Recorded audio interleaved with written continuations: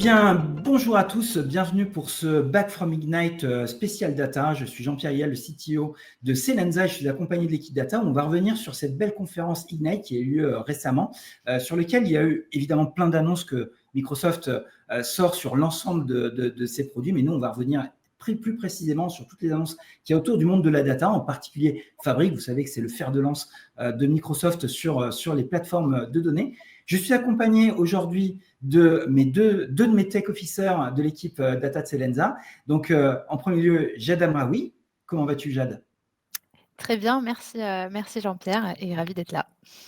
Et Romain Héré de l'équipe data de Lyon. Comment vas-tu, Romain? Ça va très bien. Super. Mais vous allez commenter l'actualité. On a retenu, alors bien évidemment, en une demi-heure, ça va être difficile de revenir sur l'ensemble des annonces qui ont du monde de la data. Hein. On pourrait faire plusieurs heures si on se met à discuter d'un point de vue tech, d'un point de vue écosystème, marché, client, projet, etc.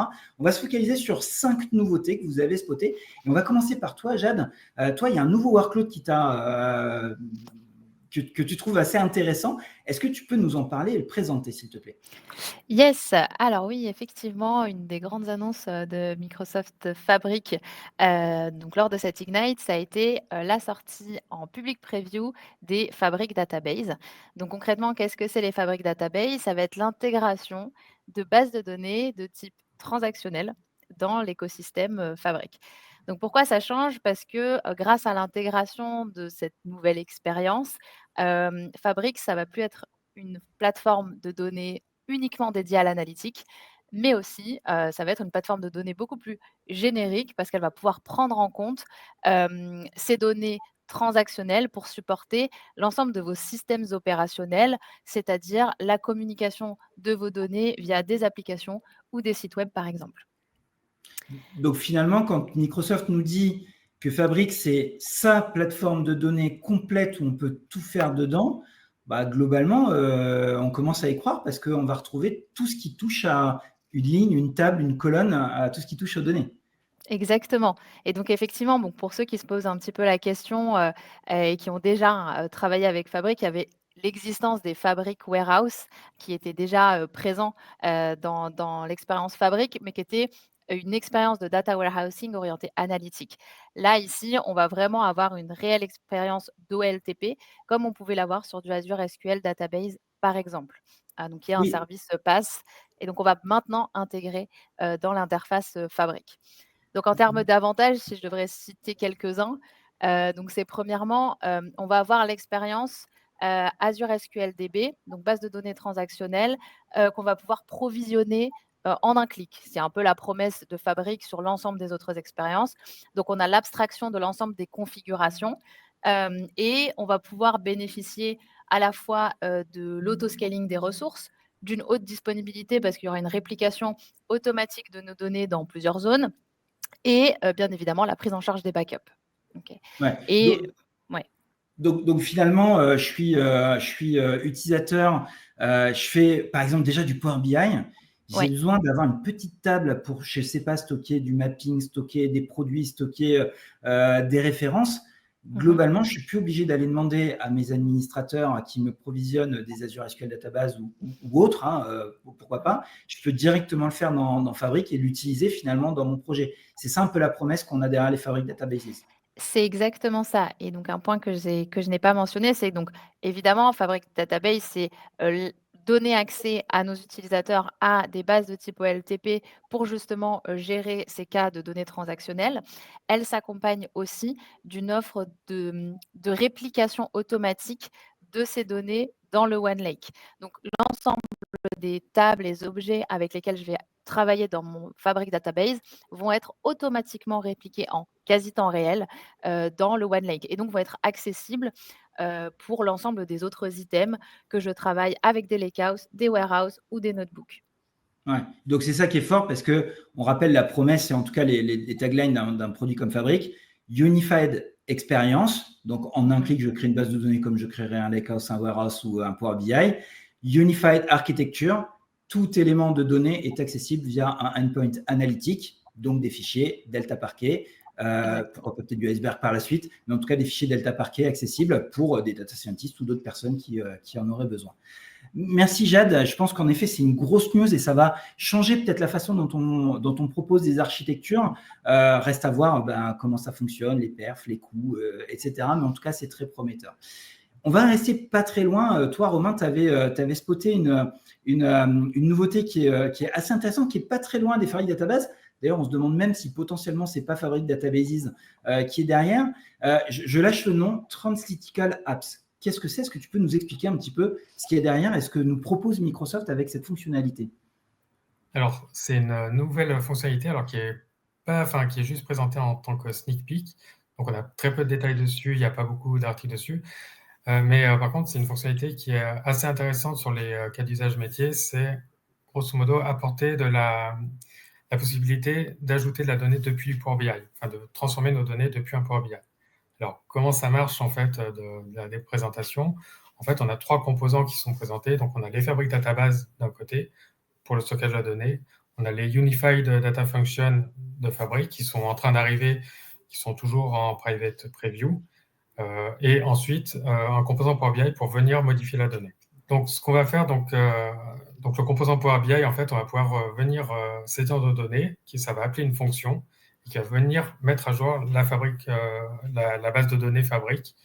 Et comme ça, on a nos résultats qui apparaissent en direct dans le rapport Power BI. Tu es en train de me dire que Microsoft nous remet le write back qu'on avait il y a plus de 10 ans sur SSS Multidim, c'est ça? C'est exactement ça, en fait, où on aura nos données, en fait, on va faire peut-être nos prévisions budgétaires et on voit qu'il y a une ligne qui n'est pas forcément très bonne. On est dans Power BI, on a un seul outil et on va pouvoir modifier la ligne de budget qui est pas bonne et en fait, on verra notre budget à jour en temps réel. Et c'est quelque chose, en fait, qu'on rencontre, en fait, en ce moment chez les clients, mais il y a plein d'autres usages, en fait, qu'on peut imaginer avec Power BI et cette fonctionnalité Translytical Apps. D'accord. Et parce que, en fait, Microsoft nous avait proposé il y a quelques temps, on appelait ça Actionable BI, c'était de mettre finalement un composant Power Apps dans notre Power BI avec du direct query, etc. Mais ça faisait souvent des usines à gaz et pas forcément facile à maintenir. Là, en fait, tel que tu vois la fonctionnalité, ça va simplifier et l'architecture, mais aussi l'ergonomie pour les utilisateurs. De ce que tu as vu, tu penses que ça va améliorer tout ça? Complètement, ouais. En tout cas, dans la démo qui a été faite à l'Ignite, c'était complètement fluide. Quand on intègre un petit composant Power App, il y a du temps de chargement, il y a tout ça, tous ces petits délais en fait qui viennent compliquer en fait l'expérience utilisateur. Là, en fait, c'était complètement fluide et on sera dans un seul outil avec la possibilité de modifier, de filtrer, etc. Et les résultats sont en temps réel. Alors, derrière, en fait, je pense que c'est basé sur du direct lake, potentiellement du direct lake plus performant en fait que le direct query. Ouais, c'est ça. C'est que vraiment, en plus, donc les Fabric Databases dont nous a parlé Jade, mais aussi ce fameux mode Direct Lake, qui est le nouveau mode qui arrive avec Fabric, qui d'ailleurs nous vient du côté analytical de Fabric, va rendre quelque chose de natif. Donc déjà, on est natif, donc l'expérience sera bonne, mais performant parce que en fait, ça s'appuie sur quelque chose d'assez riche. Tu citais comme cas d'usage la planification budgétaire. En effet, c'est quelque chose où on a souvent ce phénomène d'aller-retour entre je visualise les données consolidées et je suis en train de faire mon budget. Est-ce que tu imagines d'autres... Moi, je vois un cas d'usage, mais est-ce que toi, tu en vois un autre qui pourrait être intéressant?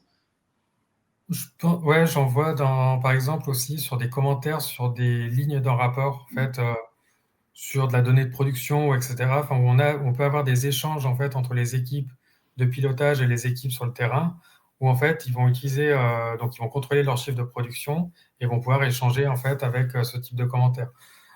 Les cas d'usage sont assez variés. Par exemple aussi sur un rapport qui peut être très complexe, on va vouloir rentrer une référence produit pour avoir la vision juste du produit. Les cas sont assez Ouais. Libre à nous maintenant d'aller expliquer ça et vulgariser ça chez nos clients pour essayer de trouver les use cases et scénarios. Toi, Jade, tu as une idée là à partir de cette fonctionnalité de scénario? Il y en a un qui te vient en tête. Je te prends un peu au dépourvu, mais peut-être que tu as Non, pas spécialement, mais en tout cas, de ce que je comprends, c'est que ça va faciliter la collaboration et en fait, on va pouvoir redonner le pouvoir aussi à ceux qui gèrent la donnée et surtout sur la partie BI Analytics qui ont cette connaissance métier, de pouvoir avoir un levier pour agir directement sur la donnée et ça, je trouve ça assez intéressant, pour, faire en sorte d'avoir des process plus rapides. Donc, Ouais. Et exactement. Et tu vois, le cas que tu cites, moi, c'est un peu celui que j'ai en tête, c'est la qualité des données. On sait que c'est souvent compliqué de se dire, mince, je dois aller corriger un truc, un produit qui est pas bon, une valeur qui est pas bonne. Mais en fait, on se dit, potentiellement, je peux peut-être faire des mini-apps sans faire une usine à gaz applicative à côté pour aller gérer des référentiels. Et donc, ça rejoint un peu notre fabrique database.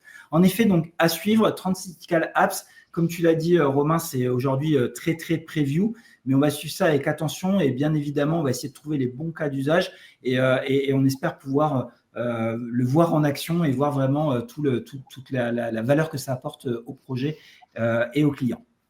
Alors, moi, je voulais vous partager un peu, moi, une de mes features. Alors, préférée, en tout cas, je l'aime bien, c'est elle n'est pas forcément comme les Fabric Databases ou les Transical Apps, quelque chose comme un effet wow, mais Microsoft a enfin fait sécher son OneLake catalogue parce qu'en fait, c'est vrai que c'était compliqué on avait le Data Hub, on avait des éléments pour parcourir, mais c'était un petit peu compliqué finalement de naviguer dans cette promesse du OneDrive de la data parce que finalement, on avait beaucoup de données, c'était assez difficile de pouvoir les trouver. Donc, Microsoft a enfin fait sécher et trouver, je pense, l'interface qui va bien. Donc, ils ont appelé ça Unified Catalog. Toute ressemblance avec des outils existants serait purement fortuite.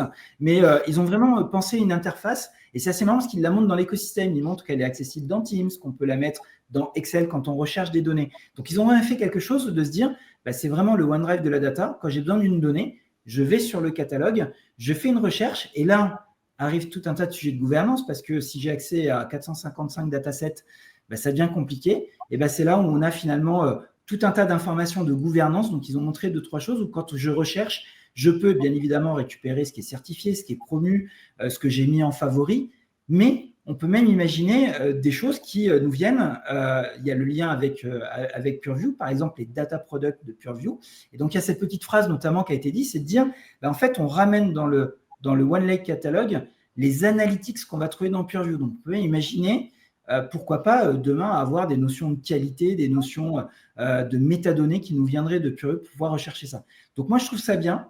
Enfin, j'ai l'impression qu'on converge vers quelque chose. Pour moi, c'était un peu brouillon ces derniers temps. Et là, avec ce qu'on a, et d'ailleurs, c'est carrément déployé. Vous pouvez le tester directement. Donc, moi, je trouve que ça m'a bien plu ce OneLake catalogue.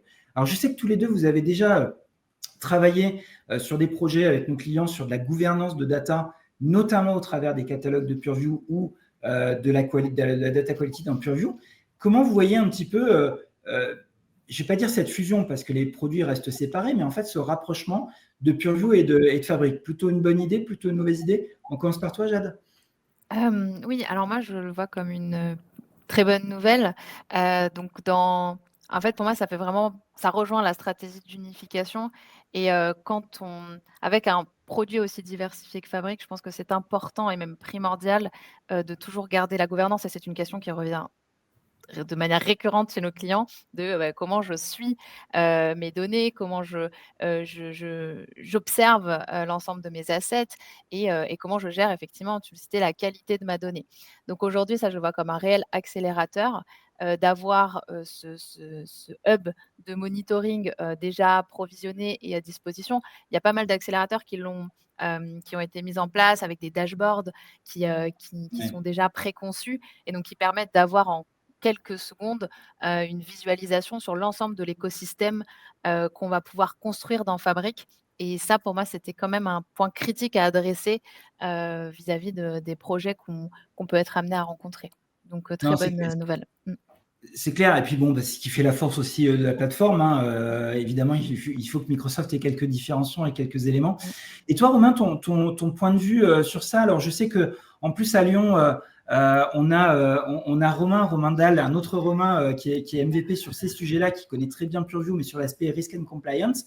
Je sais que vous avez des discussions autour de ces sujets un peu de gouvernance de données. Comment tu vois justement ce rapprochement de Purview? Est-ce que Microsoft va dans le bon sens ou est-ce qu'il y a un risque qu'il fasse les choses de travers? Moi, je pense que c'est une très bonne direction en fait qui est donnée aux deux outils, à la fois Fabric et Purview. En fait, tout ce qui était les briques de Purview, on voyait que ça manquait en fait dans Fabric. Et là, de les apporter au sein de Fabric, on retrouve en fait une expérience assez unifiée. Et on va retrouver en fait toutes les informations sur nos catalogues de données, sur nos produits de données, dans un seul outil. Et je pense que ça va aussi faciliter l'adoption en fait du produit Purview. Et je trouve que c'est une assez bonne nouvelle parce que l'utilisateur n'aura pas à aller dans un autre portail qui est en dehors de Fabric, il aura tout au même endroit. Ouais, c'est souvent d'ailleurs ce qui ne fonctionne pas avec les outils de catalogue de données, c'est quand ils sont trop loin de l'usage. On le voit, hein, nous on en connaît très bien chez d'autres éditeurs, et ben oui, il faut le rapprocher de l'utilisateur au maximum. Alors, on va suivre tout ça. En tout cas, en effet, c'est comme tu l'as dit, Jade, les besoins de gouvernance de la donnée sont on ne peut plus présents dans les discussions avec les clients. On espère que ce catalogue, et d'ailleurs on rappelle que Purview, en plus pris tout seul, peut très bien gouverner des données qui sont bien en dehors de Fabric, hein. Les deux se rapprochent, mais Purview est un outil qui est vraiment au-dessus de tout ça.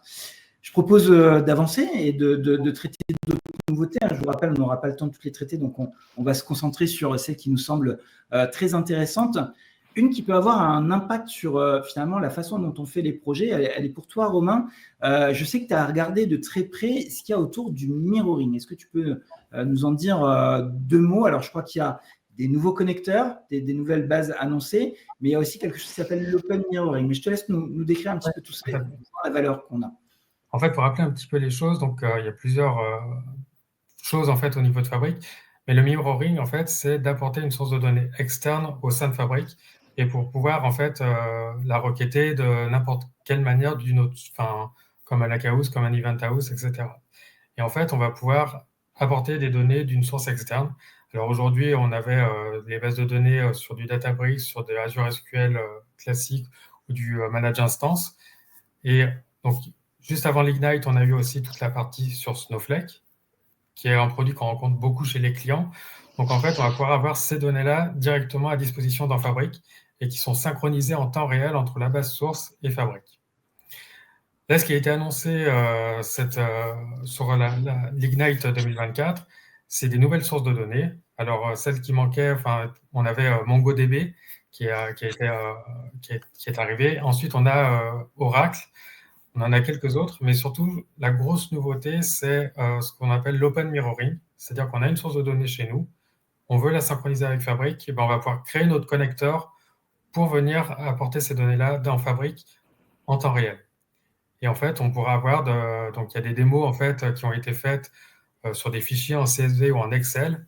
Donc on tape nos données dans Excel, on enregistre notre fichier, on les retrouve dans Fabric. Et si on va un petit peu plus loin, on les retrouve dans notre rapport Power BI ou avec des alertes, etc. Donc, on a une continuité, en fait, de la modification de la donnée sur toute la chaîne. C'est assez...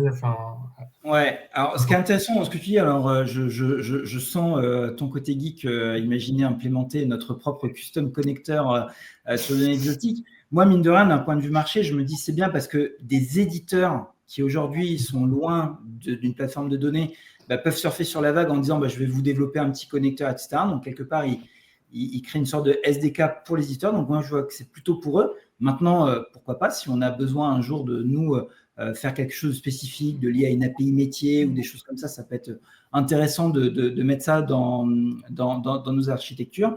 Mais en fait, moi, ce que je vois globalement sur le mirroring, dans ce que tu nous partages, c'est qu'en fait, Microsoft essaye de réduire les points de friction qu'on a dans des projets. Donc, nous, en fait, quand on construit les plateformes de données, on sait qu'il y a une part importante de l'effort qui est de juste amener les datas. Pas forcément la partie analyse, etc., mais juste cette tuyauterie qu'on a. Microsoft nous le simplifie avec le mirroring. Et en plus, ils passent la seconde, un petit peu comme ils avaient fait avec 2-3 autres choses, les connecteurs Power Query, les connecteurs dans le monde de la Power Platform, les custom visuels. Donc, ça permet de démultiplier l'effort. C'est plutôt le malin de la part de l'éditeur. On verra si si finalement l'écosystème joue le jeu. Moi, je note pour terminer sur ce point, quand même, moi, c'est l'annonce du on-prem en fait. Alors, dans le slide, on ne sait pas trop bien ce qui nous parle de SQL Server, mais aussi de SQL Server 2025. Mais on sent bien que finalement, demain, on va pouvoir avoir ce mirroring sur du on-prem. On verra exactement dans les détails ce qu'il va falloir, comment on va mettre un peu le lien entre les deux. Mais ça va peut-être nous aider sur certains projets de Move to Cloud, où en effet, on a beaucoup de MSBI. Donc, on a une base de données SQL Server on-premise traditionnelle où j'ai mon data warehouse pour pouvoir la remonter dedans. Donc, à suivre, en tout cas, le mirroring, on voit que Microsoft, ce n'était pas juste un coup d'essai, on voit que Microsoft investit énormément sur ça pour réduire la friction et simplifier. Encore une fois, comme tu l'as dit, Jade, l'idée, c'est de pouvoir, en un clic, pour les utilisateurs, de simplifier cette partie-là. Alors, Jade, dernière feature que toi, tu as bien vu, dernière annonce ou nouveauté, c'est le Workspace Monitoring. Alors, qu'est-ce qu'il y a de nouveau? Qu'est-ce que je peux faire que je ne pouvais pas faire avant? Comment ça va changer la donne? Est-ce que tu peux nous expliquer ce qui t'a plu dans cette fonctionnalité? Oui, et bien effectivement, même si l'ensemble des annonces montrent que Fabric va vers une simplification des process, effectivement, quand j'entends parler de mirroring, je me dis on aura moins de pipeline potentiellement à implémenter pour ingérer nos données. Il n'en reste qu'il faut pouvoir monitorer l'ensemble des activités qui vont se dérouler dans le workspace. Et donc, c'est dans ce sens-là que Microsoft a annoncé donc une base de données de monitoring. Alors, dans les annonces qui ont été faites à l'Ignite, donc il y a la mise à disposition en public preview, donc dans l'expérience Real-Time Analytics, d'une base de données qui va venir récupérer un ensemble de logs liés aux activités, à la performance de certaines de nos activités. Alors aujourd'hui, le scope, il est restreint, donc c'est-à-dire qu'on va pouvoir lire les logs relatifs donc au modèle sémantique Power BI, à l'ensemble des actions qu'on va pouvoir réaliser donc sur les bases de données de temps réel, ce qu'on entend sous Event House dans Fabric. Et donc, dans la partie Data Engineering, uniquement le monitoring des API GraphQL. Donc, le scope est assez limité, mais l'ambition est quand même assez intéressante. Et on espère que bientôt, on aura le support de d'autres items, comme les pipelines, les notebooks ou les expériences qu'on peut avoir sur Synapse Data Science, par exemple. Et de dire que grâce à cette base de données en temps réel, je vais avoir accès à des logs de monitoring d'activité et de performance en temps réel. Et une chose qui peut être hyper intéressante, c'est que on va pouvoir, grâce à Data Activator, par exemple, mettre en place des actions sur cette base de données en temps réel afin de pouvoir agir ou d'être notifié si, par exemple, j'ai une requête qui prend beaucoup trop de CPU ou si, par exemple, j'ai une pipeline qui fail. Dans le futur, pour l'instant, ce n'est pas supporté, mais en tout cas, on l'attend avec impatience. Ouais, donc en fait, Microsoft pose les bases de son système de monitoring. Alors, on ne dit pas qu'il n'y a rien aujourd'hui, c'est juste que ce n'est pas satisfaisant et surtout, ce n'est pas requêtable. Là, tu as cité que c'était une base de données de monitoring. Donc, justement, ils ont pris les bonnes idées qu'on trouve sur d'autres plateformes, qu'on fait les system tables, ou ce qu'on faisait d'ailleurs avant en SQL Server. Et ils posent les bases de cette nouvelle façon, cette nouvelle expérience de monitoring. Donc aujourd'hui, on peut jouer et regarder un petit peu, mais demain, on imagine que ça va être étendu à l'ensemble de ce qu'on peut faire dedans. Et dans ce que tu disais, il y a un point intéressant, c'est qu'en fait, on parle de base de données avec du requêtage, donc l'équivalent de table système, mais globalement, tu parles un peu d'événementiel. Donc globalement, je vais pouvoir m'abonner à des éléments pour justement ne plus être juste à dire toutes les 5 minutes, je vais vérifier s'il y a quelque chose qui a planté ou si j'ai des choses, mais d'être vraiment en vraie réaction et pourquoi pas déclencher des éléments derrière, c'est ça? Oui, effectivement, l'intérêt de faire remonter des logs, c'est de pouvoir ensuite les rendre actionnables, parce que bon, avoir des logs qui me disent que ma pipeline a échoué, par exemple, sans pouvoir être notifié, ça peut être un peu limitant. Donc là, l'idée, c'est vraiment de pouvoir exporter et les rendre disponibles, même en dehors de cette base de données de monitoring. Donc effectivement, pour pouvoir agir le plus rapidement possible sur ces événements. Alors, je suis sûr que tu as déjà regardé, est-ce qu'il est possible d'ouvrir un ticket Jira si jamais j'ai une requête qui est trop longue dans mon Event House? C'est possible ou pas, tu sais pas? Avec une petite power app, je pense que rien n'est impossible. Bon, d'accord. Donc, on imagine très bien. Et Oui, après, bien évidemment, on fera les choses qui vont bien pour justement monitorer une plateforme à l'état de l'art, parce que bien évidemment, il y a plein de choses à surveiller, même si, comme tu le disais, Fabric est quand même faite pour être en mode je suis utilisateur, je crée tout en un clic, etc. Bien évidemment, bah, derrière, il y a une équipe qui surveille que tout se passe bien et que tout reste dans les budgets, dans les performances et dans la bonne façon de le gérer. Donc ça, c'est un bon point. On l'attendait, cette nouvelle expérience de monitoring. On arrive un petit peu à la fin, donc évidemment, vous doutez bien, et on est désolé si vous restez sur votre faim, vous qui nous écoutez, il y a plein d'annonces sur lesquelles on est passé à côté. On a fait un petit peu ce spot-là. On voit bien que on va faire une petite conclusion quand même tous les trois. On va parler un petit peu d'IA quand même, puisque forcément, Microsoft, en 2024, il faut forcément mettre un petit peu de Copilot quelque part. Mais en tout cas, on voit bien au travers des fonctionnalités que vous avez choisi de présenter aujourd'hui, que le produit, Microsoft investit massivement dessus, parce que les choix qui sont faits montrent bien que Microsoft veut en faire une plateforme unique qui va contenir tout ce qu'on peut faire avec de la donnée. On voit aussi que Microsoft outille cette plateforme, je pense au Workspace Monitoring, pour finalement permettre aux équipes IT, ou en tout cas aux équipes sécurité, ou en tout cas tous ceux qui doivent maintenir cette plateforme, puissent le faire de façon professionnelle et avec toutes les bonnes pratiques. On voit aussi que Microsoft essaie de nous réduire les frictions, notamment, je pense, à cette notion de mirroring pour simplifier, faire en sorte que le coût d'acquisition de la donnée soit le plus faible possible. Donc, on voit vraiment que, quelque part, ça révolutionne un petit peu, nous, notre façon de simplifier les architectures. On va plus vite finalement à l'essentiel. En tout cas, on a beaucoup plus d'outillage qui va nous permettre de faire ça.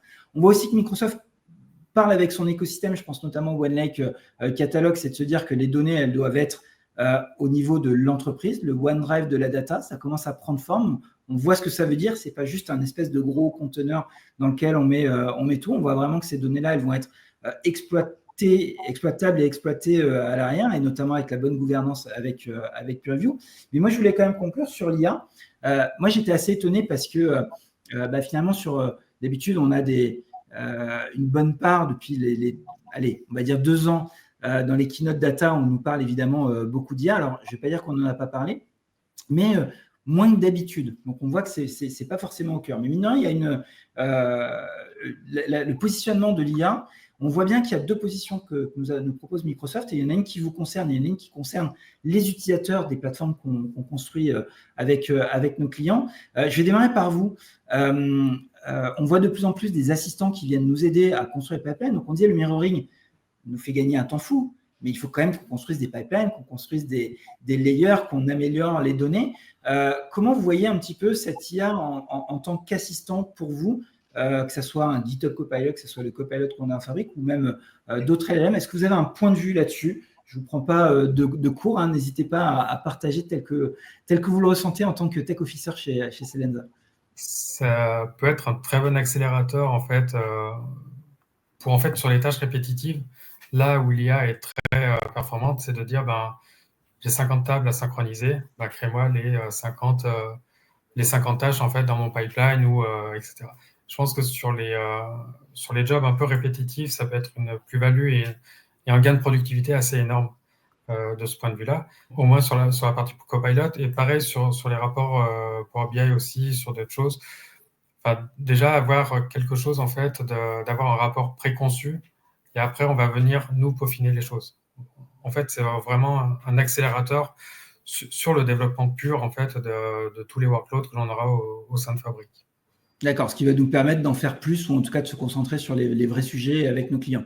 Tu partages, Jade, cet avis? Est-ce que tu as pu expérimenter un petit peu, ou en tout cas te faire une opinion sur l'aide que l'IA peut t'apporter? Alors, je partage l'avis de Romain. Et je dirais même, ça nous permet de faire plus et ça nous permet de faire mieux aussi. Moi, je le vois aussi comme un accompagnateur vis-à-vis de bonnes pratiques. C'est-à-dire, effectivement, après, il y a des tâches qu'on sera amené à faire. Moi, je vois cet assistant aussi comme potentiellement un porteur de conseils sur, effectivement, je développe ma pipeline. Est-ce que j'ai bien respecté les bonnes pratiques vis-à-vis de cette implémentation? Donc, moi, j'ai envie de le tester de ce point de vue-là aussi, afin qu'il puisse nous aider à construire, en tout cas, des workloads qui soient plus robustes. Bon, en tout cas, on voit bien que c'est un mouvement de fond sur le marché, puisque nous, on fait aussi des plateformes avec des outils comme Databricks, des plateformes comme Databricks, et eux aussi ont leur génie qui vient nous aider. Alors, il y a aussi IBI sur la partie développement, donc on voit bien que finalement, l'ensemble du marché, puis les compétiteurs aussi ont leurs solutions, viennent là. Et enfin, on terminera avec ça. Tu l'as un peu dit, Romain, mais il y a notamment des fonctionnalités type AI Skills. On a eu l'occasion avec vous deux de le présenter lors des Fabric Keynote qu'on a pu faire, donc de montrer finalement qu'on peut faire un LLM sur les datas. Donc ça, c'est un petit peu le Graal de se dire, finalement, je suis un utilisateur métier, j'ai envie d'avoir une information, j'en sais rien, quelle est la croissance de tel produit dans telle zone géographique en termes de vente ou en termes de marge. Finalement, je ne m'embête plus à savoir où se trouve le rapport ou à créer mon rapport. Je vais carrément demander à ces types d'assistants. Aujourd'hui, est-ce que quand vous les regardez, alors en dehors de ce qui marche aujourd'hui, ce qui marche un petit peu moins bien aujourd'hui, parce qu'on est qu'au début, comment vous voyez ça dans la transformation finalement des utilisateurs pour qui on construit des solutions data? Jade, on peut commencer par toi. Alors moi, pour avoir présenté un petit peu cette feature chez certains de mes clients, en fait, ils étaient hyper excités à l'idée de pouvoir exporter les informations de données métiers directement aux utilisateurs et que les data owners ne soient pas des goulots d'étranglement de savoir et qu'on puisse vraiment mettre à disposition et déployer en quelques clics ces solutions AI Skills qui permettent aux utilisateurs d'avoir accès aux informations dont ils ont besoin. Donc en ça, je trouve qu'effectivement, c'est un vrai accélérateur et ça permet donc à ceux qui sont en charge de travailler avec ces données métiers de disposer de tous les leviers de connaissances pour faire les choses dans les meilleures conditions. Et toi, Romain, quelle vision tu as, que ce soit dans tes discussions avec nos clients ou même toi, à titre personnel ou quand tu discutes avec l'équipe de Lyon? Moi, je rejoins en fait la position de Jade en fait sur ces outils-là. Et puis, pour compléter un peu, ça peut être aussi, les AI skills ne vont pas forcément rester que dans Fabric. En fait, c'est une manière aussi d'étendre la plateforme ou de donner un accès à la donnée d'une autre manière. Et par exemple, dans un chat Teams ou ailleurs, en fait, pour avoir accès à la donnée métier directement, en fait, quand on leur pose une question. Au lieu d'aller chercher le rapport ou etc., on va poser une question et on aura notre résultat. Bon, je pense que ça va accélérer aussi l'adoption de l'IA chez les clients. Yes, très prometteur. Maintenant, dans les débuts, on commence en effet, comme vous l'avez dit, à avoir les premières discussions, mais ça nécessite d'avoir une très bonne gouvernance de données en amont, de savoir exactement où se trouve la bonne KPI, les bonnes informations. On sait très bien que c'est le nerf de la guerre, mais ce qui est bien, c'est que finalement, nous, le temps qu'on va gagner à pu faire des pipelines, etc., on va plutôt le remettre justement à aider nos clients à mieux gérer leurs assets avec tous ces outils. Donc, finalement, on voit, et ça va être la conclusion de ce webinaire, en fait, on voit que ça va dans la bonne direction. En tout cas, que Microsoft a une bonne position, en tout cas une bonne vision du marché. Ce qui est rassurant, c'est qu'en fait, tous ces compétiteurs vont aussi un petit peu dans le même sens. On a une certaine convergence finalement des fonctionnalités de ce que représente la data. Donc, plein de belles choses. On espère lors des prochaines conférences, on a la FabCon à Las Vegas au mois de mars, on a l'Ignite, la Build au mois de mai. On espère qu'on pourra vous donner des updates sur ces fonctionnalités et vous faire un petit feedback qui va bien. Merci beaucoup Jade, merci beaucoup Romain et merci de nous avoir suivis et rendez-vous sur le site de Selensa pour voir un petit peu comment on peut vous accompagner sur les sujets data et pas que.